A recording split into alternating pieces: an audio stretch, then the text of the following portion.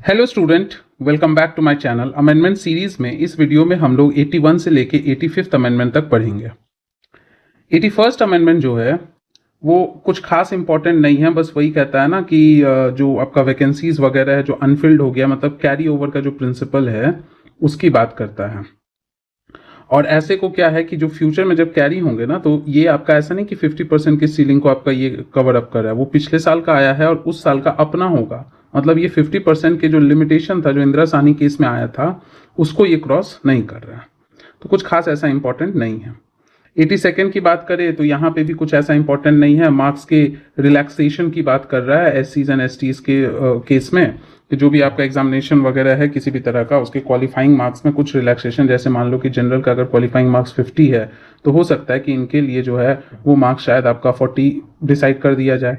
तो इसी को कहते क्या है हम लोग, रिलैक्सेशन करना। 83rd अमेंडमेंट क्या कहता है, ये भी कुछ खास वैसा इंपॉर्टेंट नहीं है। मतलब है कि यहाँ पे कह रहा है कि अरुणाचल प्रदेश में एससीज, मतलब इसकी पॉपुलेशन जो है वो एकदम नेग्लिजिबल है, उसकी उसकी वजह से यहाँ पे कोई इसके रिजर्वेशन का प्रावधान नहीं होना चाहिए।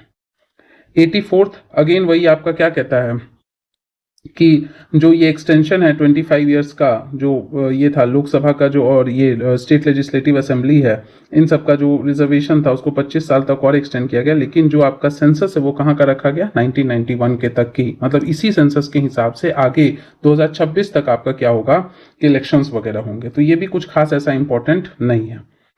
एंड 85th जो है वो आपका बात करता है कॉन्सिक्वेंशियल सीनियरिटी की, कि मतलब है कि जो प्रमोशन वगैरह में जो बहुत पहले बात किए थे ना हम लोग, उसमें जब प्रमोशन की बात हो रही थी कि प्रमोशन में रिजर्वेशन का क्राइटेरिया लिया जाएगा एससी एसटीज के लिए, तो उसको रिट्रोस्पेक्टिवली मतलब पीछे से 1995 से ही इंप्लीमेंट किया गया। लेकिन ये ध्यान रखना होगा सीनियरिटी का, कि ऐसा नहीं है कि बस सिंपली रिजर्वेशन के मामले में जो आज है जिसके पास एकदम एक्सपीरियंस नहीं है, इनएक्सपीरियंस्ड है, उसको आगे बढ़ा दिया जाएगा।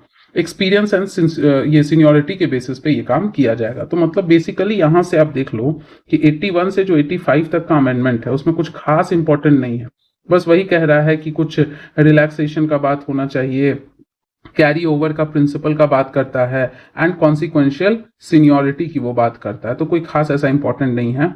आगे जब हम लोग पढ़ेंगे ना तो उसमें सबसे मोस्ट इंपॉर्टेंट आ जाएगा आपका 86th अमेंडमेंट, जिसके तहत जो है ना एलिमेंट्री एजुकेशन आया था, ये बहुत इंपॉर्टेंट हमारा हो जाएगा। तो मिलते हैं अगले वीडियो में, तब तक के लिए चैनल को लाइक कर दीजिए, सब्सक्राइब कर लीजिए अगर नहीं किया है तो। Thank you everybody.